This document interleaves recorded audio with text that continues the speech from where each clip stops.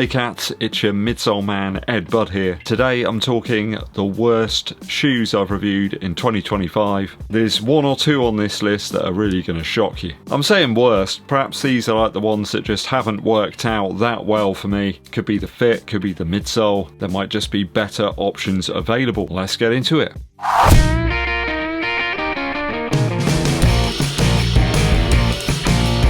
Thanks for joining me on the channel, it's always appreciated. Do hit that subscribe button if you're yet to do so. Also give this video a thumbs up, like, and drop us a comment for the algorithm. Dankeschön. The first shoe up that hasn't really excited me all that much so far has got to be the Vaporfly 4 from Nike. It's certainly light, it feels okay on foot, but the midsole's not a patch on some of the other options that we've had this year. I did pay full whack for this one, 240 quid. I do feel a bit aggrieved at that. I haven't felt the desire to run in it all that much, certainly not race in it, that's for sure. I mean, it's cushioned enough, you've got a very narrow heel back here. The shoe almost feels like it's got a negative drop because you've got all of that material cut out of the midfoot and the heel. Most of the foam feels like it's concentrated right up in the forefoot, and I think the plate position just doesn't really work all that well for me. The main issue I've got though with this shoe is durability. It is really poor. I've had to repair the exposed midsole underneath the shoe a few times already, and that's just running on road and concrete with minimal debris. Big chunks have got sort of torn out of it. I've had to glue them back in. I mean, you've got other shoes out there with slightly higher stack that are cheaper. It just doesn't make for a good shoe here. I think Nike's having a hard time shifting these as well, judging by some of the photos that are out there, and I'm not surprised. So first shoe up on my list today is the Nike Vaporfly 4. Yeah. Next shoe up is from Mizuno, the Neo Vista 2. Now, there's lots of things that I do like about this shoe, but it's just been one that hasn't really been calling out to me to use on a daily basis, really. When I picked this shoe up, I think it cost me 135 quid, or Earth credits. I think the midsole was nice enough. I do like that top layer of the Mizuno Energy Next, and the grip's pretty decent despite the fact that they've actually carved away quite a lot of the exposed midsole sections here. There's very few areas that are susceptible to picking up debris. The main issue I've got with this shoe is the fit. The upper seems to have given a little bit over time the more I've used it, and I'm having to cinch the laces in so much now. It's all down to like sock thickness. I mean, you just want a shoe that you can throw on foot, you don't need to worry too much about that. Sadly, this isn't the shoe for that. The material's quite flexible already out the box, but it just seems to have got even more flexible, and the lace loops that we've got here that actually act as the eyelets just amplify that issue. I find myself having to cinch the laces in loads, and that just gives me loads of excess lace length. I just wonder what this shoe would be like with a more refined upper rather than this knit-like material. I mean, I'm half tempted to cut the laces down, but I'll probably just sell the shoe on. I think it was like the biggest fear I had about this shoe as well, and it just has sadly come true. I'm not sure I need all this sort of midsole stack either underfoot. It's a bit confusing whether this is like a max cushion shoe or like a daily use offering, and that overtly squashy insole that Mizuno have included just again amplifies the issue. Sadly, one of those shoes that I've reviewed, but loads of small detractors have meant that I just have opted for other stuff like the Evo SL or the Endorphin Speed 5 over this one, like time and time again. So yeah, that's another 135 quid I kind of regret a little bit. Now this next one is going to shock you.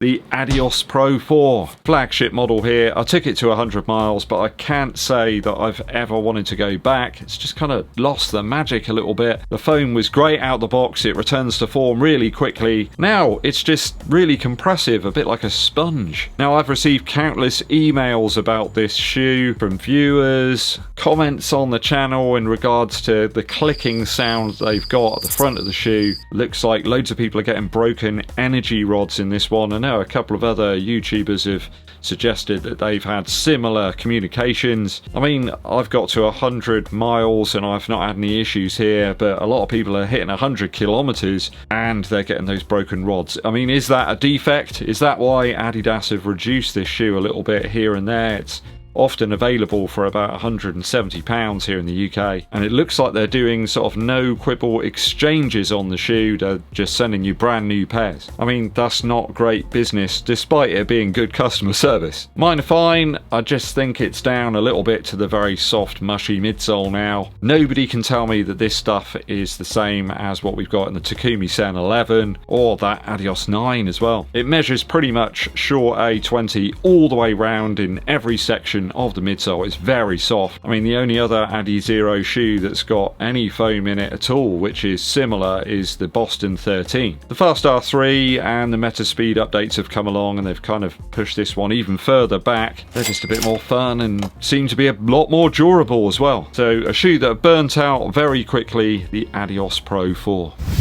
Another Nike now for you. This is the Vomero 18. It's absolutely fine if you're like standing around all day or walking perhaps, but as a running shoe, there's just too much bulk for me here in the Vomero 18. I mean, why run in this when you could run in like the Evo SL or Endorphin Speed 5? You want mega chunk and cushion? I mean, I'd just have opted for the Glycerin Max from Brooks. It's just a better option, bit more enjoyable. I think it's down a little bit to the weird lockdown. You've got some lace loops, you've got some eyelets. There's a lot of padding in this shoe. There's lots of materials added on and overlays that just aren't needed. I mean, there's bordering on deception here too, with the Zoom X logo printed on the React X. I don't really feel like there's any compulsion for me to run in this shoe. I know it's cheap, but so is the Velocity Nitro 4 from Puma, and that's a much, much better shoe. I mean, you've got an aggressive drop in this. I know one of the websites reckoned it was about 13 millimeters, which is madness really. Overtly padded, and it's just a suffocating fit. It's a no from me. Poor shoe. I think the Vomero 18 should have just been a direct replacement for the Invincible run. Just put Zoom X into that, nothing else. There's just no need for this something and nothing offering. I think that set me back about £135. I'll